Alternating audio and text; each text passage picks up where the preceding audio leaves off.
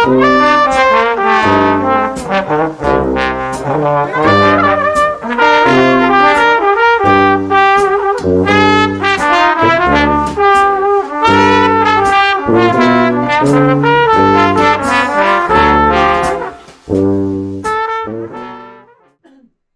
Doug said, this project was started really just as an idea, a very vague idea, as I was jogging along the Rideau Canal and along the rivers.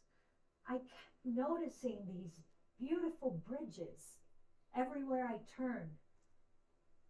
And one thing led to another. First, I started to photograph them, just clicking with my phone.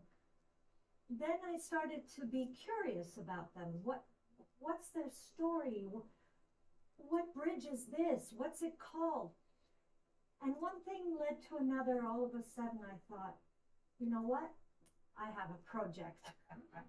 I'm gonna just do something that covers all the bridges of the Ottawa-Gatineau region. So for the purpose of the book, all of the bridges are within the municipalities of Ottawa and Gatineau, and there are 44 altogether.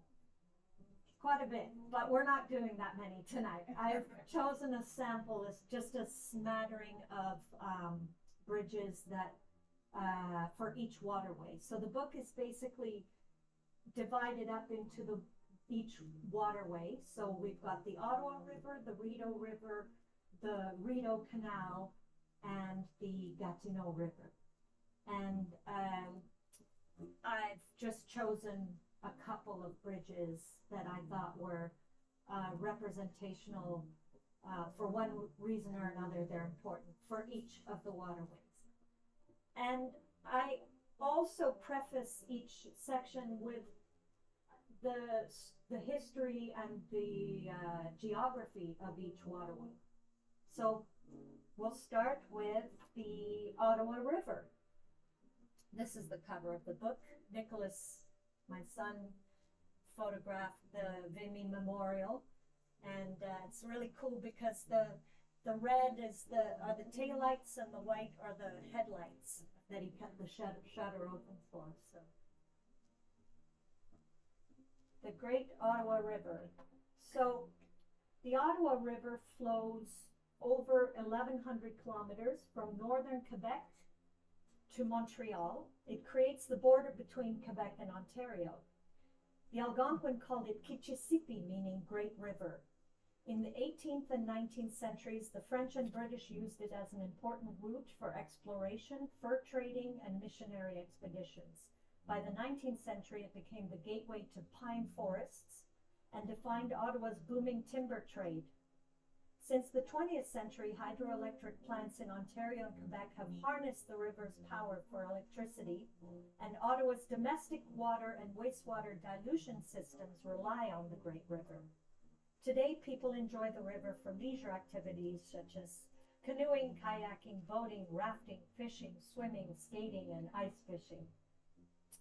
There are a total of 15 bridges that cross the Ottawa River within the Ottawa-Gatineau city boundaries.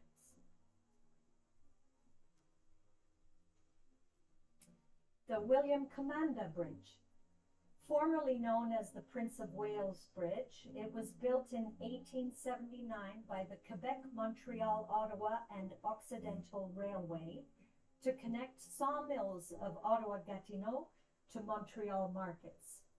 The South Channel runs 288 meters with 6 equal spans and 5 piers from Nepean Bay to Lemieux Island, just west of Le Breton Flats. The North Channel is 369 meters with six equal spans and a longer 7th and 6 piers to connect Lemieux Island to Quebec. Well, it's quite long, quite impressive. It was renamed in 2021 to honor the revered Algonquin elder who was chief of Kitigan-Zibi-Anishinabeg First Nation.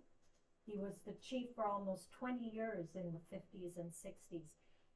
He promoted the preservation of nature and sacred sites and racial reconciliation before these topics were even part of conversations. So he was really quite he was a bit prophetic, I would say. The last train crossed this bridge in 2001, and the city of Ottawa purchased it from CP Railway in 2005.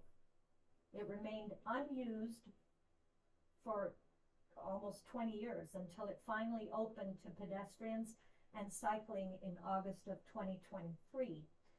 But it remains closed in winter months, which has been a little bit of a controversial topic because it took so long to reopen, and now people can only use it in the summer months. But if you ever get a chance to cross it, it's an amazing views of the Ottawa River from there. So, and it's quite a unique in the way it's the steel structure. The trusses are just kind of very reminiscent of an old railway stage track. The Bytown Gully bridges. I chose these because they're really some of the lesser known bridges of that area. In 1875, Ottawa's first water pumping station opened in Le Breton Flats and used the Bytown Gully as a natural aqueduct to send water back to the Ottawa River. 6 bridges were needed to cross the aqueduct. All 6 were built between 1873 and 74, and they're now pedestrian and cycling bridges. They're all single-span stone arch construction, except for the old Booth Street Bridge, which has 3 arches, of which 1 is the original. The Lloyd, Grand Trunk Railway, and Lett bridges are connected. They were all built with good quality sandstone and are some of the last stone arch bridges remaining in Ontario. You may be familiar with the nearby Pooley's Bridge, which is considered to be Ottawa's oldest bridge, but it was built with a lesser quality sandstone, so a lot less of it has remained as the original structure. So this is very interesting because you just kind of don't know they're there. They're a sort of a secret discovery. It's a lot of fun to go and discover those if you get a chance to go through the Le Breton Flats area. I would highly recommend discovering these beautiful old bridges. Moving on to the Rideau River. The Algonquin first named it Pasapke Jinawong, which means the river that passes between the rocks. And it got its current name because of the Rideau Falls, a set of twin falls where the Pasapke Jinawong meets the Ottawa River as it plummets 36 feet over limestone cliffs. Samuel de Champlain was the first European to see them. He said the falls resembled curtains, or rideau in French, and the name stuck.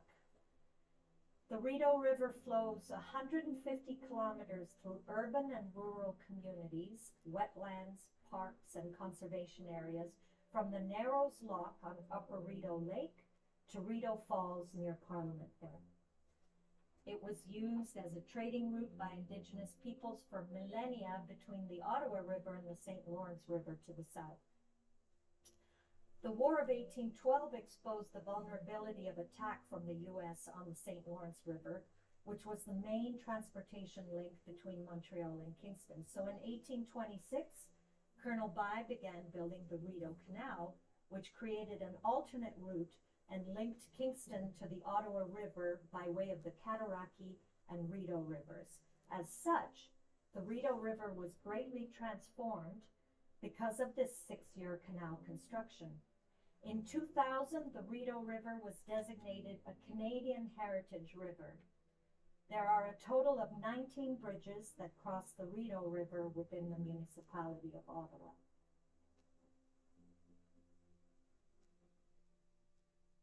The Minto Bridge. It's actually 3 bridges connecting Union Street to Green Island to Maple Island, and Maple Island to Lower Town. They're all steel truss bridges. The panels are an early example of riveted connections, whereas pin connections were more the norm for that time. The portal cresting, the tops, and the finials, the detailing at the tops, are ornately decorated with cut plate instead of cast iron designs, which were more common at the turn of the century. In 1899, Prime Minister Wilfrid Laurier established the Ottawa Improvement Commission to beautify Ottawa. He had been to Washington, he had made a trip down to Washington, D.C., and he was so impressed with that capital city that he wanted Ottawa to be sort of the D.C. of the North. So he commissioned the Ottawa Improvement Commission to beautify Ottawa. And the Minto Bridge was one of the Commission's first projects, built by the Dominion Bridge Company between 1900 and 1902. It's named after the 4th Earl of Minto, who was also Canada's Governor General from 1898 to 1904, 6 years. The book goes on to tell the interesting history of Green and Maple Islands. If you ever get a chance to go to Maple Island, it's really also one of those cool discoveries, because there's only really 3 things on Maple Island: the Minto Bridge, the Hungarian Monument, which honors the Hungarians that left during the war in the 1950s, I believe. And see, I have to read my own book to remember all these facts. And there's a really interesting art installation called Rise, and it's a beautiful white sculpture that is a beluga whale, and it's created by an Indigenous artist. So if you ever get a chance, it's one of those little hidden Ottawa gems. The Minto Bridge was named a National Heritage Structure in 1989. And has undergone extensive renovations in the 1970s, 1990s, and from 2015 to 17. In 2019, the rehabilitation of the bridge was recognized with an Ottawa Heritage Award for outstanding contribution and conservation of Ottawa's heritage properties.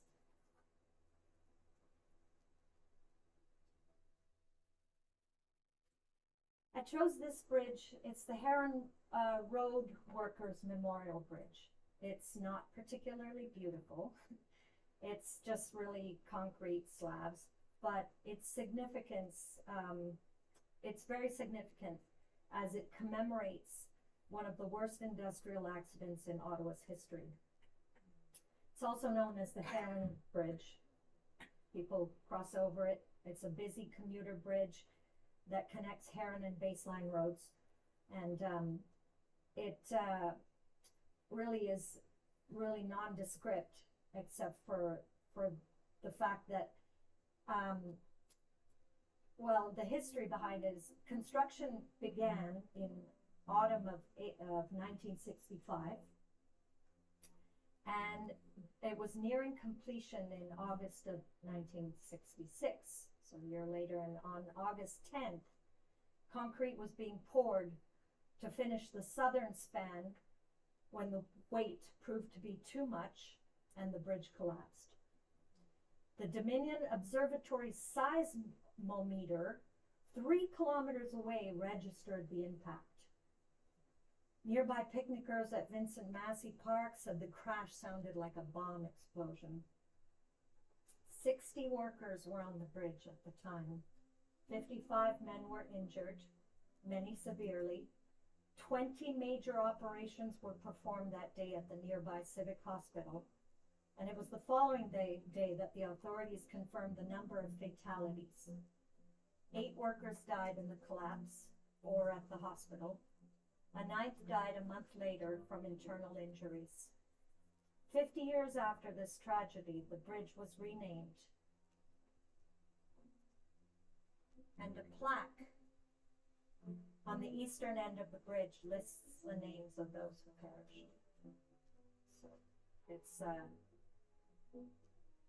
also interesting to see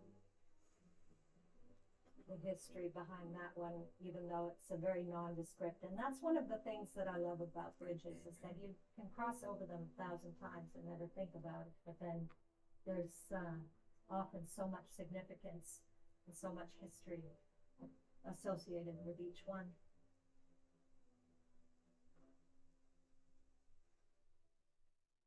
The Rideau Canal.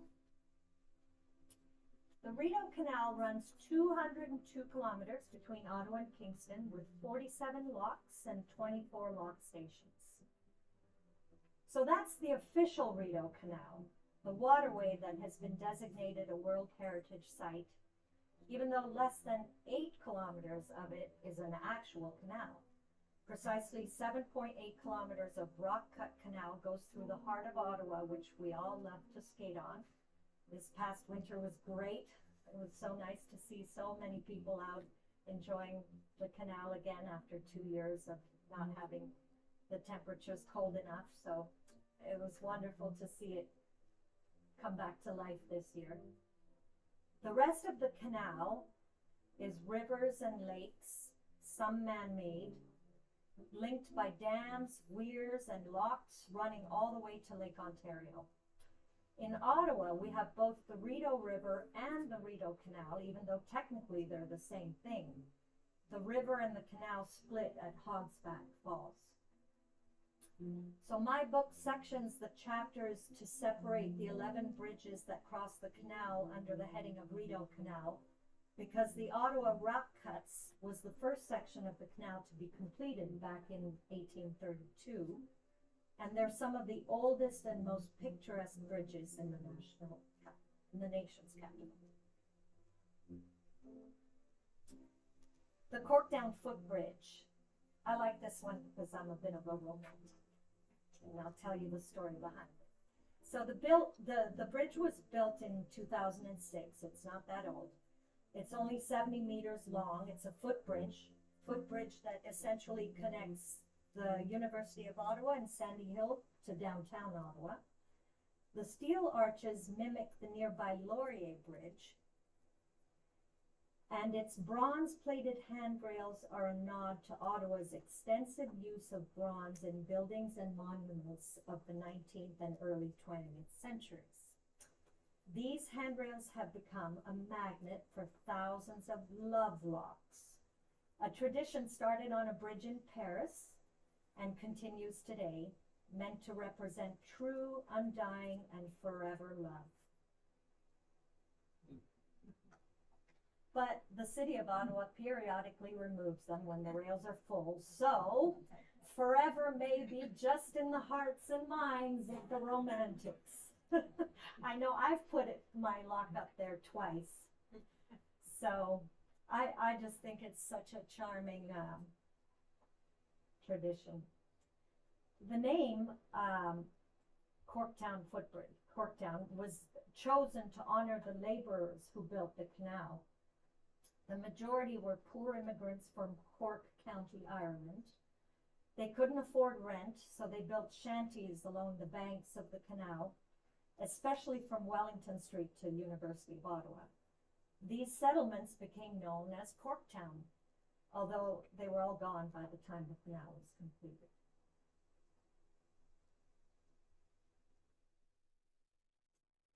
The Hogsback Swing Bridge is where the Rideau River and the Rideau Canal separate. Hogsback Falls was one of the biggest challenges of the 6-year construction. It was the site of a long set of rapids that were probably named such because of the rock formations resembling the back of a hog. Colonel By needed to build a dam at the foot of the rapids to raise the level of the Rideau River and flatten the water. His first 3 dams collapsed. It was looking like this could doom the entire project. Colonel By ended up building a weir next to the dam, creating a huge bay in the river, Mooney's Bay.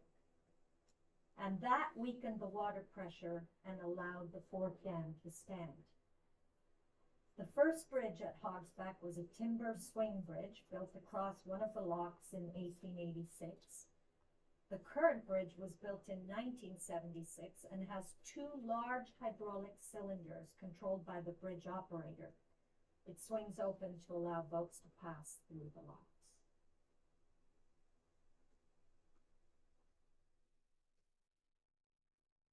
And finally, the Gatineau River.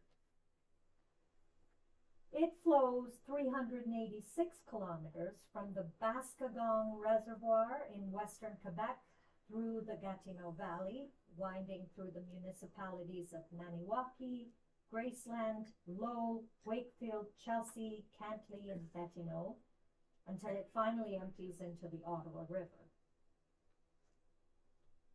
There are a couple of different debated theories for the origin of the name, and I won't get into them because there's like 3 or 4 of them. But either way, the name stuck in 1861. Oddly, there were no bridges anywhere on the river for nearly 100 years after settlers arrived. Ferries and ice bridges were used to cross. However, even before bridges were built, the river was being dammed for hydroelectric power.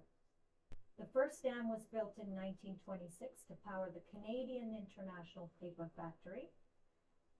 2 more dams were built in 1928 and 29. The Mercier Dam, which created the Bascagong Reservoir, and the Kabonga Reservoir.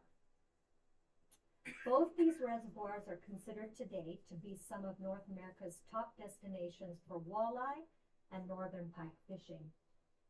The Gatineau River only has 4 bridges within the Ottawa-Gatineau boundaries.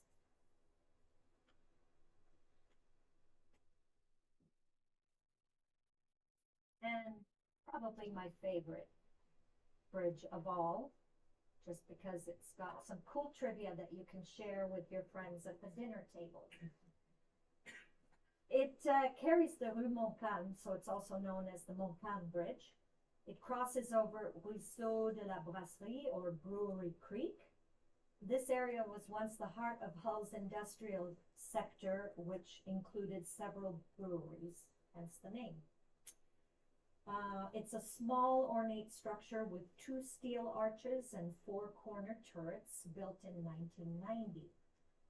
As a symbol of the unity between Quebec and France, the then mayor of Paris, Jacques Chirac, who later became the president of France, donated a steel suspension beam that came from a disassembled staircase of the Eiffel Tower. The steel girder was incorporated into the new bridge, and hence the bridge's name. So I just think that that's just a really fun little bit of trivia that this bridge has a piece of the Eiffel Tower in it. And that's the end of my presentation. I just wanted to say that there's a foreword in the book by Ron Corbett, and he kind of talks about how we're a river city. Ottawa's a river city, and that's something that people don't really often think about. But it's so evident in the fact that we have so many waterways and so many bridges. And hope you enjoyed that.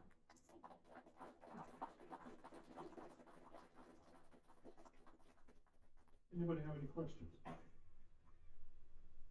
I'd like to bring my son Nicholas up to maybe say a few words about the photographics part of the journey. Thank you so much for having us come out tonight. Very cool to be here and be a part of what you do. And I mean, my role was pretty simple that I played. I can't, speak in great depth on any history.